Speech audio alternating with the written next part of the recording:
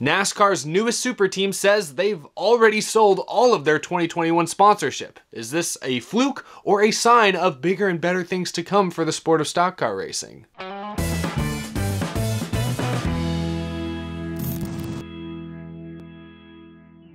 How's it going, y'all? My name is Eric and welcome to Out of the Groove. I hope your week is off to a good start. Today we're talking all about sponsorship, specifically around one of NASCAR's newest and already highest profile teams. We're going to talk about their announcement yesterday and some other revelations about how the Michael Jordan, Denny Hamlin co-owned team is being run. We're going to talk a lot about that, but before we get too far into this video, if you're not already subscribed, make sure you are subscribed to the channel. You're not going to want to miss a thing. Even though it's still the NASCAR offseason, there are plenty of news stories, plenty of rumors to talk about. We also have fun. Yesterday, I uploaded my top 10 worst paint schemes of 2020. Got a lot of people talking and debating across social media, so check that video out if you missed it. Let me know if you agree or if you likely disagree on some of them. And I've also got a massive project in the works that you all will see very, very shortly. I've been teasing it on social media for weeks at this point. It's almost ready to premiere, so make sure you are subscribed to the channel. You're not going to want to miss any of that. And of course, once Daytona rolls around in February, we are hitting the ground running full steam ahead. 2021 is going to be incredible for this channel. But with that being said, let's discuss 2311 Racing. They were all over the headlines yesterday. They announced that they have already sold all of their primary schemes for 2021. And they confirmed their partnerships with 5 major brands, among them DoorDash, who sponsored Bubba Wallace for a number of races this year when he was with Richard Petty. They will join Bubba Wallace at 2311 Racing. McDonald's as well will come over and sponsor him for an undisclosed number of primary schemes. Columbia Sportswear, who also had a few one-offs this past season, will join Bubba there as well. And then some new names. Root Insurance will step into professional sports for the first time. They will sponsor Bubba Wallace next year. And lastly, a familiar name returns to NASCAR. Dr. Pepper announces that they will be joining 2311 Racing as a primary sponsor as well. Of those 5, DoorDash reportedly is the most involved sponsor, so they will likely get the most number of primary schemes next year, but a lot of familiar, recognizable brands have already signed on to be a part of 2311 Racing, the new race team, majorly owned by Michael Jordan, NBA legend, and partially owned by Denny Hamlin, current NASCAR star, with Bubba Wallace driving the race car itself. A Toyota racing development team. High expectations have already been put on this brand new race team, given that Toyota backing, given the names of the people involved, and now the fact that they are reportedly fully funded for next year. I think sky's the limit for the all-new 2311 Racing. But let's talk details, because there were more than just sponsors revealed yesterday, and you might have noticed some of those sponsors, notably Dr. Pepper, might have surprised you. Bubba Wallace has been a Coca-Cola racing driver the last several years. Of course, the Coke family of drivers, including Denny Hamlin, Ryan Newman, Daniel Suarez, among others. This officially means that Bubba Wallace will leave the Coca-Cola racing family and will now be a Dr. Pepper driver. Dr. Pepper is not owned by Coke or Pepsi, so pretty interesting to see another soft drink juggernaut entering the motorsports scene. I should say re-entering. Dr. Pepper was last in NASCAR as recently as 2017, I believe, when they were still partnered with BK Racing. But it's fitting to have them back on the 23 car, 23 flavors that make up Dr. Pepper. Pretty great partnership, in my opinion, but it is a bit surprising. I mean, Bubba Wallace is, I guess, moving from a Coke to a Dr. Pepper driver, but Denny Hamlin, like I mentioned, is still going to be a Coca-Cola driver. He still has a personal deal with Coke, but he's going to be owning a team sponsored by Dr. Pepper. I don't know how Coke feels about that. I guess they're okay with it. I guess Coke is just so big, they don't see Dr. Pepper as a threat. Remember when more sponsors in NASCAR had exclusivity deals in place? When Monster Energy was the title sponsor of the Cup Series just, a couple of years ago. Monster Energy is owned by Coca-Cola. You didn't see any other soft drinks or really any other energy drinks in the sport at that point. And even back in the day with Sprint and Nextel, over time, they became the exclusive telecommunications partner of NASCAR. You didn't see AT&T, they kind of phased out. You didn't see Verizon, any of that. It was all Sprint for a time there. So those days have kind of gone by the wayside. Like this last year, NASCAR debuted their premier partners. You had Coca-Cola as a premier partner, but we saw last season, Pepsi made a brief appearance on Jeff Gordon's iRacing Pro Invitational car. I guess that was just iRacing, maybe that doesn't count, but now Dr. Pepper being involved in the sport, involved with one of their Coca-Cola Racing family drivers. Shows that Coca-Cola maybe doesn't have the same exclusive rights they used to have. Same with insurance. Geico Insurance was a major premier partner last year, and I assume will be this year as well. But in 2020, we saw Progressive Insurance on Ryan Newman's car for a number of races, and now we know Root Insurance, a new player on the scene, will be a part of NASCAR next year. So they clearly don't have exclusivity. I don't know, I just think the way sponsorship works in NASCAR is really interesting. There's so much that happens behind the scenes that most fans like us aren't able to see. So whenever we do get that glimpse behind the curtain, it is kind of interesting to me. I saw Bob Pockris from Fox Sports noted that McDonald's will stay with Chip Ganassi Racing as well. The last few years, McDonald's has been on the 42 and the 43 cars for a number of races each year. They are staying with Ganassi while also moving with Bubba Wallace over to 2311 Racing. So McDonald's going to be busy next year. That's exciting because I love the McDonald's scheme. So they're sticking with Ganassi and I assume Ross Chastain next year, at least in some capacity. And speaking of the number 43, Richard Petty Motorsports Chevrolet, Eric Jones, of course, will be their driver in 2021. Still no confirmation as to whether sponsors like Cash App will be on the car next year. Some promotional photos we've seen show Worldwide Technology, even STP still featured, so those will likely at least be some primaries. Worldwide Technology at least will be some primaries for Jones next year, but as is the question when Bubba Wallace left the 43, I'm not sure what sponsorship Richard Petty Motorsports is going to be able to scrounge together next year. Hopefully they're able to fund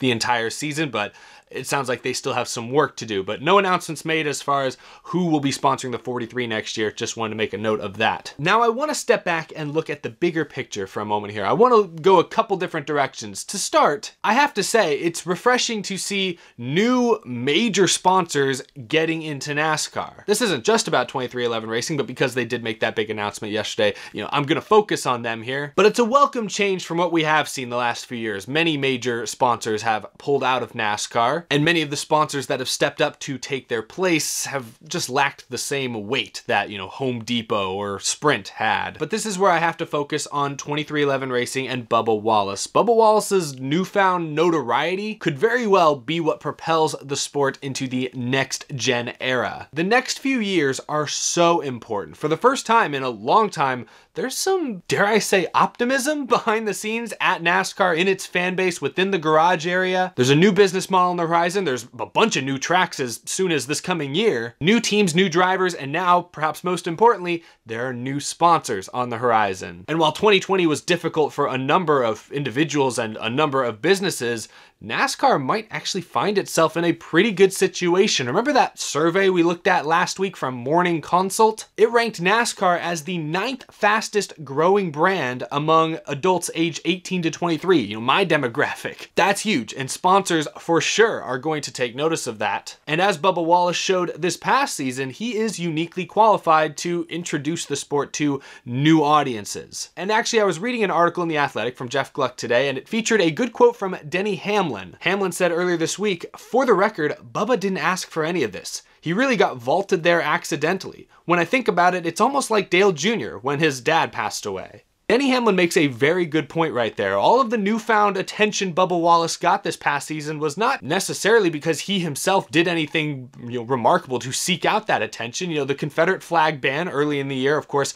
drew a lot of headlines, and Bubba Wallace was one of the leading voices within the industry speaking out about it, so he got some attention there. But we talked about it last week, the noose incident at Talladega, that was not brought upon Bubba Wallace by Bubba Wallace himself. That was brought upon him by extenuating circumstances and NASCAR's decision to go public with that statement before all the facts had been made apparent. The President of the United States going out of his way to tweet about Bubba Wallace as well. That brought a lot of attention to Bubba Wallace, not necessarily because anything Bubba Wallace directly asked for or did. So Denny Hamlin's comparison to Dale Earnhardt Jr. in that way is similar. Dale Earnhardt Jr. was always going to be famous because of his last name. He was the son of NASCAR legend Dale Earnhardt. But when Dale Earnhardt tragically passed away in 2001, Dale Earnhardt Jr. immediately saw all of the attention turn towards him, and he was forced to carry that weight throughout his Cup Series career and even after his Cup Series career, whether or not he wanted to. Dale Jr. made the most of it though, and just like how Dale Earnhardt Jr. used his platform to both grow his own brand but also grow NASCAR's popularity, Bubba Wallace should feel no shame in doing the exact same thing. At this point, it doesn't really matter why Bubba Wallace is getting this attention or why he's landing new sponsorship. What What really matters is now, how does Bubba Wallace use that to